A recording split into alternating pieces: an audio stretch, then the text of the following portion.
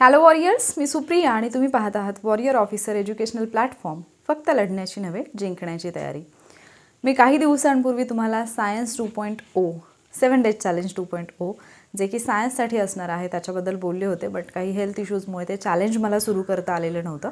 But ते challenge आपण आत्ता सुरू करतो आहे आणि 7 डेजसाठी सायन्सचे 7 क्वेश्चन्स जे आहेत ते मी तुमच्यासाठी घेऊन आलेले आहे. आता ज्यावेळेला तुम्ही हे 7 क्वेश्चन्स सॉल्व करणार आहात त्यावेळेला फक्त तो क्वेश्चन न करता त्या क्वेश्चनशी रिलेटेड असणारा जो टॉपिक आहे तो सुद्धा तुम्हाला करायचा आहे आणि त्याच्यासाठीच क्वेश्चन नंतर होमवर्कचा क्वेश्चनसुद्धा मी तुम्हाला सांगणार आहे. लास्ट टाईम आपण जे पॉलिटीचं 7 डेज चॅलेंज घेतलेलं होतं त्या 7 डेज चॅलेंजमध्ये आपण पॉलिटीचा बराचसा पार्ट जो आहे तो कवर केलेला होता. जर तुम्ही ते व्हिडिओज पाहिले नसतील तर ते व्हिडिओज पाहून घ्या, कारण इन डिटेल असं त्या प्रश्नांचं विश्लेषण असेल किंवा पॉलिटीचे टॉपिक असतील किंवा त्याच्याशी रिलेटेड ट्रिक्स असतील त्या मी तुमच्यासोबत शेअर केलेले आहेत. आता जे आपण 7 डेज चॅलेंज घेतो आहे तर सायन्सचे 7 दिवसांसाठी 7 क्वेश्चन्स तुम्हाला मिळणार आहेत. बट लास्ट टाईमसारखं प्रत्येक दिवशी एक क्वेश्चन असं न देता 7ही क्वेश्चन्स मी तुम्हाला आजच्या एकाच व्हिडिओमध्ये देणार आहे. तुम्हाला त्या क्वेश्चन्सचे आन्सर्स द्यायचे आहेत आणि फक्त म्हणजे जो बरोबर ऑप्शन आहे तोच न निवडता त्या टॉपिकशी रिलेटेड इतर माहितीसुद्धा तुम्हाला द्यायची आहे. ठीक आहे. सो पहिल्या दिवसाचं जे चॅलेंज असणार आहे त्याच्यातला प्रश्न आहे, मोलुस्का वर्गीय प्राणी मृदुकाय असतात आणि ते खालील वैशिष्ट्ये धारण करतात. प्राणी वर्गीकरण आयोगाचा अतिशय फेवरेट असणारा टॉपिक आहे आणि त्याच्यामध्येही काही संघ आहेत ज्याच्यावरती वारंवार प्रश्न विचारले जातात. राज्यसेवेच्या पूर्वपरीक्षेमध्ये विचारलेले प्रश्न बऱ्याचदा कंबाईंडवाली मुलं करत नाहीत, तर ते प्रश्न मी इथे घेतलेले आहेत. त्याचं रिझन हे की तिथून तुमचा बराचसा डाटा कंबाईनसाठी इम्पॉर्टंट असणारा कवर होणार आहे. आणि 2023च्या पेपरमध्ये आय थिंक मोलुस्का या संघावरतीच आयोगाने सलग 2 प्रश्न विचारलेत एकाच पेपरमध्ये राज्यसेवेला. शिवाय कंबाईनच्या पेपरमध्ये सुद्धा प्लॅटीहेल्मिन्थस, निमॅटहेल्मिन्थस, ॲनिलिडा असेल, मोलुस्का असेल, ऑर्थ्रोपोडा असेल, हे 5 संघ तर आयोगाचे फेवरेट असतात. बाकी पोरीफेरा, सिलेंटराटा हे पण संघ जे आहेत त्याच्यातली पण माहिती तुम्हाला विचारलीच जाते. बट हे जे 5 मी संघ सांगितले हे जरा जास्त फेवरेट आहेत. सो ते इन डिटेल करायचे आहेत आणि बाकीचे तर तुम्ही करतच आहात. याचे डिटेल्ड असे व्हिडिओ जे आहेत ते यूट्यूबवरती अवेलेबल आहेत. मोलुस्का संघ जो आहे त्याच्याशी रिलेटेड ट्रिक्सचा व्हिडिओ, एक रॅप सॉन्ग असणारा व्हिडिओसुद्धा मी यूट्यूबवरती अपलोड केलेला आहे. हवं तर मी तुम्हाला त्याची लिंक देईन. डिस्क्रिप्शनमध्ये सायन्स प्लेलिस्टची लिंक देईन. तुम्ही एकदा जर का तो व्हिडिओ पाहिला ना तर तुम्ही लाईफ टाईम मोलुस्का संघ विसरणार नाही याची गॅरंटी मी देऊ शकते.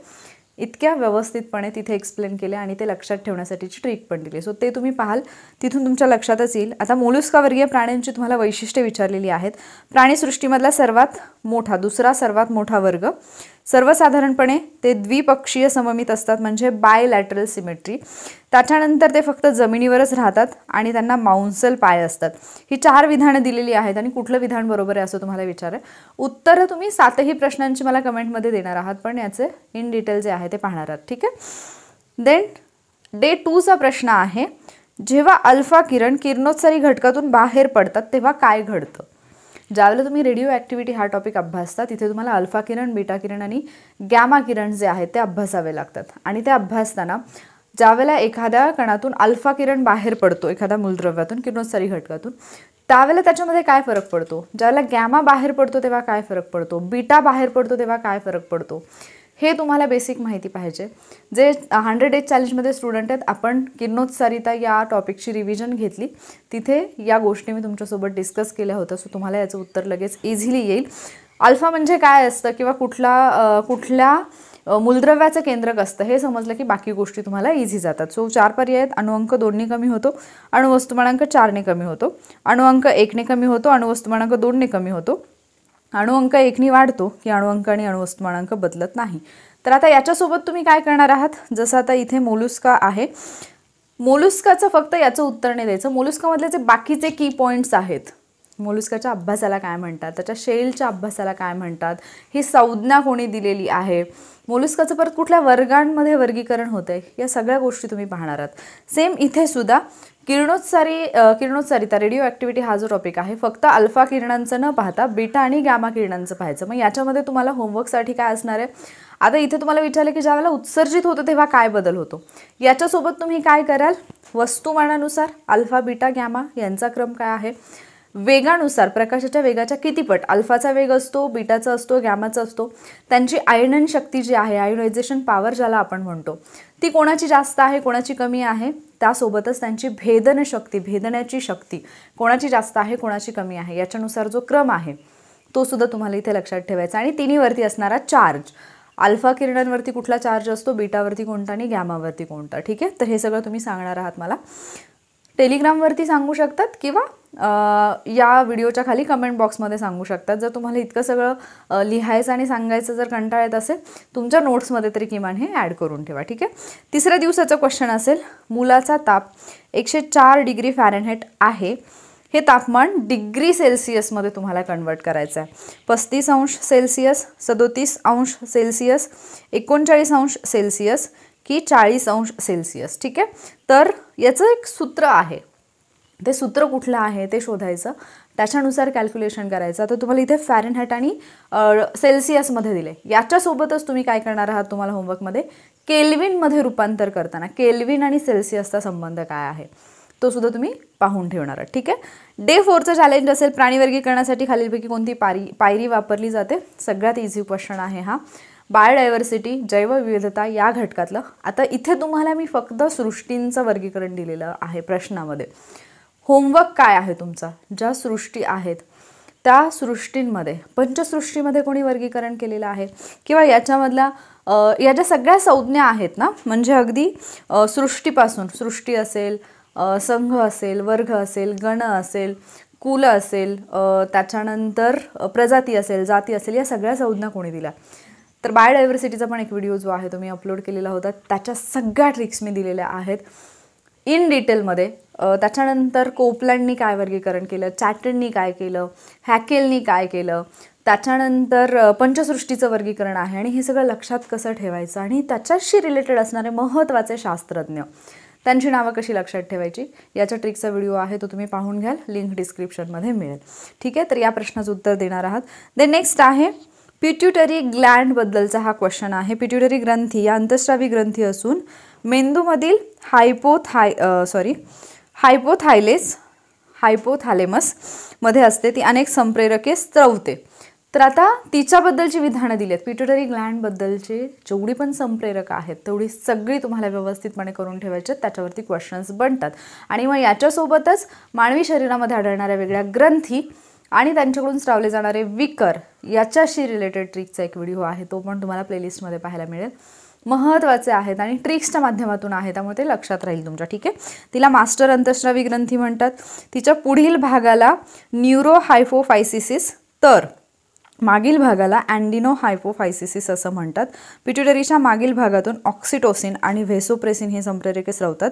त्यानंतर STH, TSH, ACTH ही संप्रेरके ॲडिनोहायपोफायसिसमधून स्रवतात.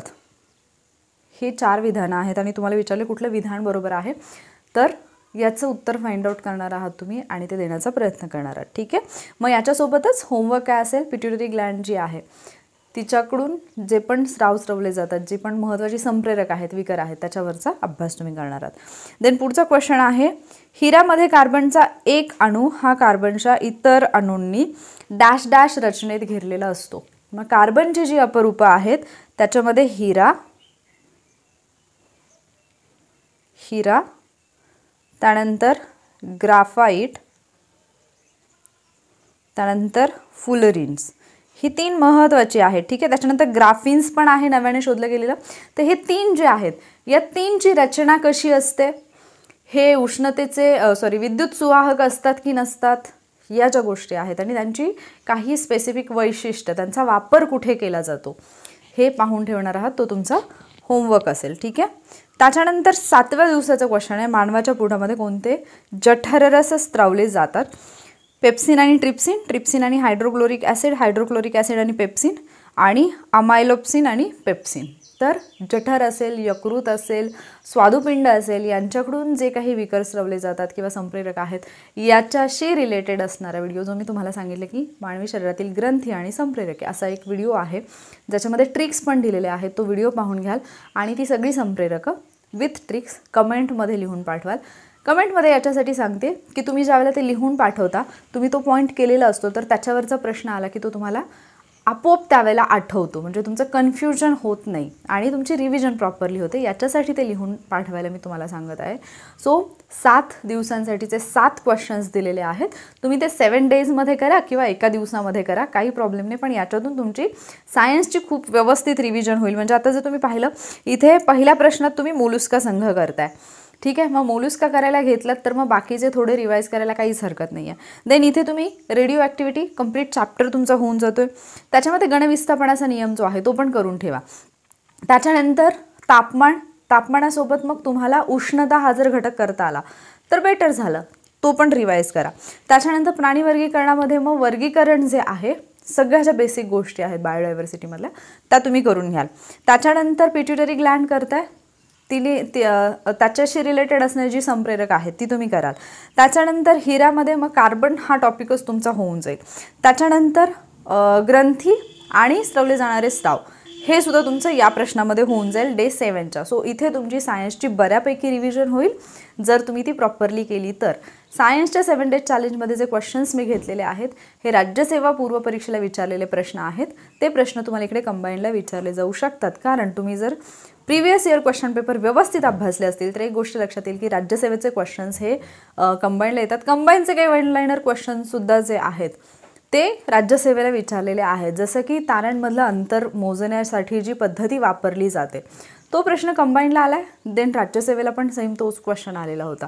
सो हे जर क्वेश्चन्स तुम्ही प्रॉपरली करत असाल किंवा त्या क्वेश्चन्सचं ॲनालिसिस प्रॉपरली करत असाल तर त्याच्यातून येणारे जे क्वेश्चन्स आहेत ते तुमचे व्यवस्थितपणे बरोबर येण्यासाठी तुम्हाला मदत मिळते, ठीक आहे. सो इथे आपलं सायन्सचं 2.0 चॅलेंज जे मी तुमच्यासाठी घेऊन येते बोलले होते ते मी घेऊन आले. याच्यानंतर इकॉनॉमिक्सचं सुद्धा 7 डेज चॅलेंज येईल. याच्यामध्ये ज्या प्रश्नांचं एक्सप्लेनेशन असणारे व्हिडिओ जसं की मोलुस्काचा आहे, त्याच्यानंतर ग्रंथींशी रिलेटेड असणारा व्हिडिओ आहे, बायोडायव्हर्सिटीशी रिलेटेड असणारा व्हिडिओ आहे, हे ट्रिक्सचे जे व्हिडिओज आहेत ते मी टेलिग्रामवरती तुमच्यासोबत लिंक शेअर करेन. शिवाय डिस्क्रिप्शनमध्ये ही लिंक देईन, एंड स्क्रीनला सुद्धा व्हिडिओची लिंक मी देईन. तर तिथून तुम्ही ते व्हिडिओज पाहून घ्या, म्हणजे ते टॉपिक तुमचे एकदा पाहिले की परफेक्ट होऊन जातील. पुन्हा त्याला तुम्हाला रिवाईज करावं लागणार नाही. सायन्सचे जे काही 2017 ते 2023 पर्यंतचे कंबाईंड ग्रुप बीचे पेपर्स आहेत याचं डिटेल्ड असं विश्लेषण असणारा एक कोर्स आपल्या वॉरियर ऑफिसर या ॲपवरती अवेलेबल आहे. जर तुम्हाला सायन्स हा टॉपिक अवघड जात असेल आणि सायन्सच्या बाबतीत एक होतं की सायन्सच्या प्रश्नांचं डिटेल्ड ॲनालिसिस हे मिळत नाही, बरेचसे क्वेश्चन जे आपल्या रेफरन्सच्या बाहेरचे असतात त्यांचा ॲनालिसिस आपल्याला मिळत नाही, तर 2017 ते 2023 पर्यंत जेवढे प्रश्न आयोगाने विचारलेले आहेत कंबाईंड ग्रुप बीला त्या प्रत्येक प्रश्नाचं विश्लेषण डिटेलमध्ये केलेलं आणि त्याच्यासोबतच ट्रिक्सचे व्हिडिओ जे पण अवघड टॉपिक आहेत ते एक्सप्लेन करणारे ट्रिक्सचे व्हिडिओज असणारा एक कोर्स जो आहे तो आपल्या वॉरियर ऑफिसर ॲपवरती अवेलेबल आहे. जर तुम्हाला सायन्स अवघड जात असेल तर तुम्ही तिथे ॲडमिशन घेऊ शकता आणि तिथून तुमचा सायन्सचा जो पार्ट आहे तो बऱ्यापैकी कवर होईल, कारण ॲनालिसिसमध्ये इन डिटेल ॲनालिसिस घेतल्यामुळे बरेचसे टॉपिक जे आपल्याला कठीण वाटतात ते तुम्हाला इझिली लक्षात राहतील, ठीक आहे. सो आय होप हे चॅलेंज तुम्हाला हेल्पफुल वाटलं असेल. प्रश्नांची उत्तरं द्यायला विसरू नका. नेक्स्ट चॅलेंज इकॉनॉमिक्सचं मी घेणार आहे, तर त्या चॅलेंजसाठी सुद्धा तुम्ही तयार आहात की नाही हे मला सांगा. आणि हे जे काही चॅलेंज मी घेऊन आले किंवा हा जो काही उपक्रम आहे तो तुम्हाला कसा वाटला हे सांगायला विसरू नका. जर हे व्हिडिओज तुम्हाला हेल्पफुल वाटत असतील तर व्हिडिओला लाईक आणि शेअर नक्की करा. त्यासोबतच चॅनलवरती नवीन असाल तर आपल्या चॅनलला सबस्क्राईब नक्की करा. लवकरच भेटूयात पुढच्या व्हिडिओमध्ये. थँक्यू.